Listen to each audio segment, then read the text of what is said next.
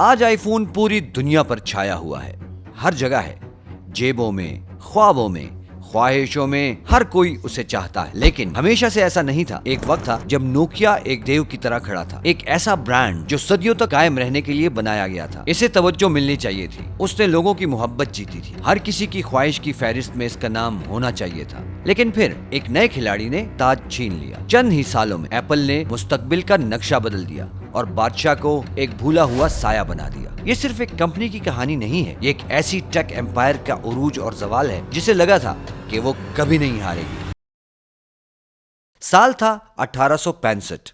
Frederick इड्स्टम, जो एक mining engineer था, फिनलैंड में नोकियन विर्टा रिवर के किनारे एक पेपर मिल खोलता है। यहीं से सब कुछ शुरू हुआ। न फोन्स, न स्क्रीन, सिर्फ पेपर। 1871 में कंपनी का नाम रखा गया नोकिया एबी। ये नाम उसी रिवर से लिया गया जो इस कंपनी का एनर्जी सोर्स था। फिर 1900 की शुरुआत में नोकिया ने इलेक्ट्रिसिटी में काम शुरू किया। इसी दौरान फिनिश रबर वर्क्स ने भी नोकिया का नाम इस्तेमाल करना शुरू किया, बूट्स और टायर्स बनाने के लिए। और फिर फिनिश केबल वर्क्स आई, जो टेलीग्राफ और पावर केबल्स बना रही थी। 3 मुख्तलिफ इंडस्ट्रीज। और 1967 में ये तीनों कंपनीज मिलकर बनी नोकिया कॉर्पोरेशन। फिर 1970 में नोकिया ने नई चीजों पर एक्सपेरिमेंट शुरू किया, टीवीज, रेडियोज, मिलिट्री का सामान और इब्तदाई डाटा टेक्नोलॉजी। फिर एक बड़ा मोड़ आया। नोकिया ने एक टीवी ब्रांड सेलोरा के साथ मिलकर मोबीरा बनाई और मोबाइल टेक की दुनिया में कदम रखा।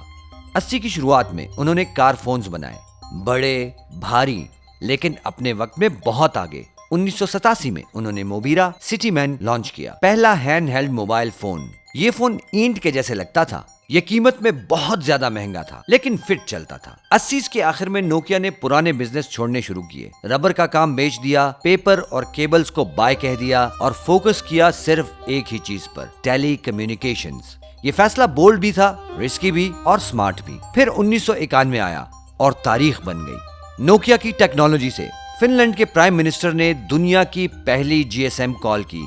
एक नया दौर शुरू हो गया। 1992 में नोकिया ने अपना मॉडल 1011 लॉन्च किया, पहला mess produced GSM phone. 90s के आखिर में नोकिया का राज शुरू हुआ। सिंपल फोन्स, छोटे डिजाइन, मजबूत जैसे टैंक। 1998 में नोकिया ने मोटरोला को पीछे छोड़ा और दुनिया की नंबर 1 फोन कंपनी बन गई। 2000 की शुरुआत में नोकिया हर जगह था और इसके पास ग्लोबल मार्केट का 40% शेयर था। हर घर में, हर हाथ में, पेरिस से लेकर पेशावर तक। इसकी रिंगटोन से एक लगाव सा हो गया था, फौरन पहचानी जाती थी। लेकिन सक्सेस अक्सर इंसान को अंधा कर देती है।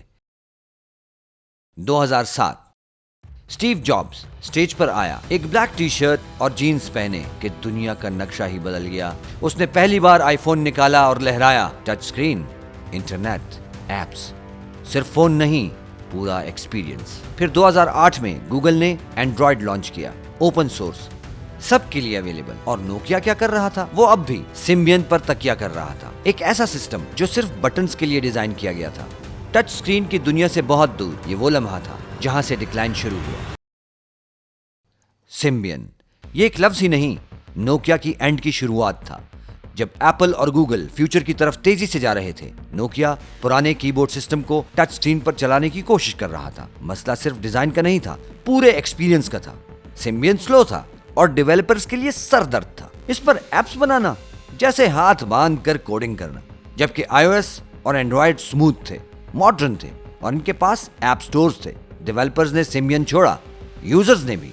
नोकिया ने जल्दी में ओवी स्टोर लॉन्च किया, लेकिन बहुत देर हो चुकी थी और वो स्टोर बिल्कुल बोरिंग था। बदतरीन बात यह थी कि नोकिया के पास ऑप्शंस थे। वो मेमो और मीगो जैसे नए ओएस पर काम कर रहे थे जिनमें वाकई पोटेंशियल था, लेकिन वो एक पर फोकस करने के बजाय खुद को बहुत ज्यादा फैला बैठे। बहुत सारी टीम्स, बहुत सारे प्लेटफॉर्म्स, अंदर से सब कुछ बिखरा हुआ था।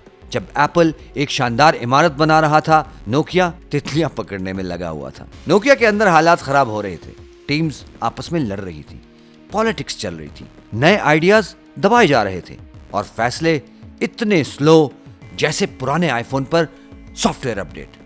2010 तक सब कुछ वाजे हो चुका था। नोकिया के पास अब भी नंबर्स थे, लेकिन डायरेक्शन खत्म हो चुकी थी। इसका हल था सिम्बियन को छोड़ो, मीगो को भूलो और मुकम्मल तौर पर विंडोज फोन पर फोकस करो।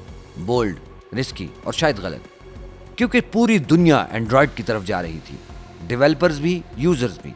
लेकिन नोकिया ने थर्ड इकोसिस्टम बनाने की कोशिश की, लेकिन कोई साथ नहीं आया। 2011 में लूमिया 800 आया, खूबसूरत फोन, अलग यूआई, लेकिन एप्स नहीं थे। इंस्टाग्राम नहीं, यूट्यूब नहीं, स्नैपचैट नहीं, डेवलपर्स इंटरेस्ट नहीं ले रहे थे। यूजर्स को वो एप्स चाहिए थी जो वो रोजमर्रा इस्तेमाल करते थे। इधर एंड्रॉइड तेजी से फैल रहा था। नतीजा, नोकिया का मार्केट शेयर 5% से भी कम रह गया। पैसे खत्म होने लगे, टीम का मोराल भी गिर गया। ये डाउनफॉल नहीं था, ये फ्री फॉल था।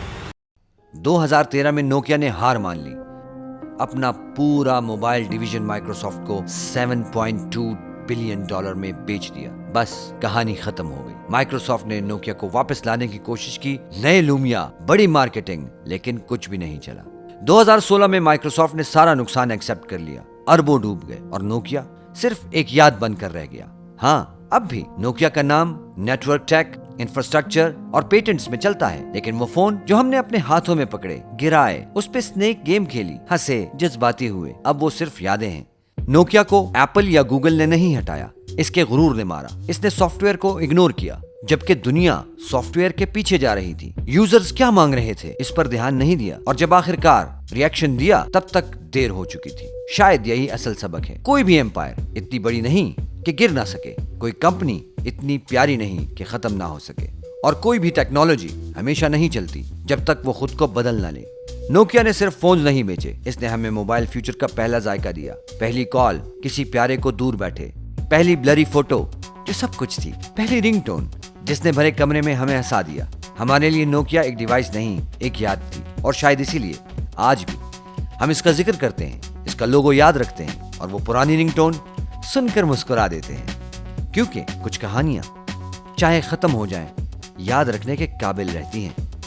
अगर आपको ऐसी कहानियां पसंद हैं तो सब्सक्राइब करें मजीद ऐसी टेक स्टोरीज के लिए जो दुनिया को बदल गई और कभी कभार तोड़ भी गई। और कमेंट में भी बताएं कि आपके पास नोकिया था, कौन सा मोबाइल आपका फेवरेट था।